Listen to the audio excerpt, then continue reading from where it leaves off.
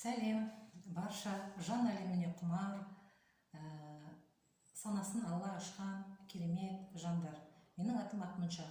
Бұйырса, осы ютубтан өзімнің Ақмоншақ ой дизайнері деген каналымды ашқым келеді.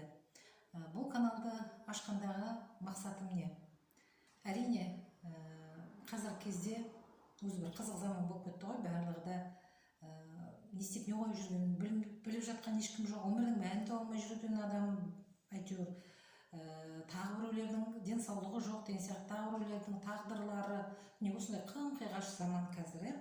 Міне сол заманның ішінде мен өзімнің тәжірибемен бөліскім келеді. Себебі дәл осындай жағдайда, мен осыдан 10 жыл бұрын болғанмын, дәл осындай жағдайда өмірдің мәнін таба алмай, өмірде түрлі сынақтарға түсіп, жаным қиналған кездер көп болды, тығырыққа тірелген кездерім көп болды. Сол кезде мен іздендім. Сол ізденістің соңы мені осындай керемет жан әлемі, яғни психология әлеміне алып келді. Іздендім, оқыдым, көп, былайша айтқанда, ой қорыттым. Әрине мен енді басқа адамдар сияқты сонау бір шетелдерге барып оқып келген ештеңем жоқ. Өзім кәдімгі іздендім. Бұлай енді қарап отырсам 10 жылдай уақыт болған екен ізденгеніме. Сол ізденістің нәтижесі мені, Құдайға шүкір, қазір өмірдің мәнін тапқан, өмірде қуана білетін, өмірдің басты мәні өмір екенін түсінген адаммын. Және де барлық уақытта да көңілді жүруге, адамдарға түсіністікпен қарауға, сол менің білімім алып келді. Енді мен осы біліміммен өзгелермен де бөліскім келеді. Мен де бір кездері бірнеше жаңағы бойымда диагноздар болып, ауырып, қиналып жүрген кездерім де болды. Бұл енді ауырып жүрген жандар болатын болса, соларға айтып жатқан әңгімем. Жалпы аурудың барлығы да адамның ойынан екен. Адамның басындағы, тағдырындағы көптеген келеңсіздіктердің барлығы да адамның ойында екен. Мен соны түсіндім. Біздің мына қазіргі өмірімізді жасаған біздің басымыздағы ойымыз екен. Бірақ оны өкінішке орай көбіміз түсіне білмейміз. Соны мен өзімнің блогымда, өзімнің тәжірибемен бөлісіп, әрине мен тәжірибені кімнен алдым? Мен тәжірибені дана адамдардан алдым. Соның ішінде мені әсіресе өте көп өзгеріске алып келген әлемдік мистик Садгуру деген ұлы адам.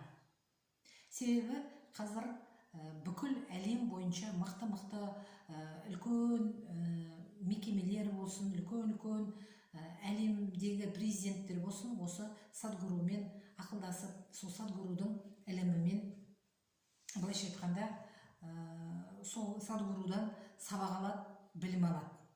Енді Садгуруды біреулерге мен айтсам, айтады, ой, ол бір индеец қой дейді. Ол индеец емес, ол кәдімгі адамзатқа ортақ тұлға. Мына өмірде ол Садгуру ешқандай да ұлтқа, ұлысқа бөлмейтін адамдарды. Ол адамды жаратылыс бағытымен қарайды. Маған сол өмірде түсінік алуға басты негіз болған, түрткі болған нәрсе, мен өзімнің ғажап көркем жаратылыс екенімді түсіндім. Бізге негізі айтады, адам ең көркем жаратылыс деп, бірақ біз қалай көркембіз? Немізбен көркембіз? Ол көркемдігімізді қалай қолдана аламыз? Оны бізге айтпайтын еді. Міне мен осының шешімінің барлығын Садгурудың кітабынан таптым. Сондықтан да мен өзімнің осы блогымда бір жағынан Садгурудың да шығармаларын пайдаланатын боламын. Менің каналыма тіркеліңіздер. Мен барынша сізге өзімнің ойыммен, өзімнің білгеніммен ой бөлісетін боламын.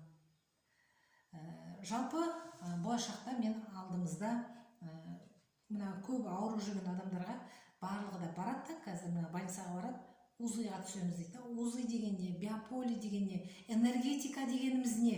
Қазір кезде айтып жатыр, адамның энергетикасы дейді. Міне осы бағыттардан бастап мен жайлап түсіндіре беретін боламын. Сондықтан да менің каналыма тіркеліңіздер. Менің каналымның аты Ақмоншақ ой дизайнер. Ой дизайнер, осы сөзді ұмытпаңыздар. Менің дизайнымен сіздің ойларыңыздың көркем бола түсетініне мен кепілдік беремін. Сіздер мені қолдасаңыздар, менің шабытым шауып, сіздерге бар білетініме болысатын боламын. Менен келесі видеолар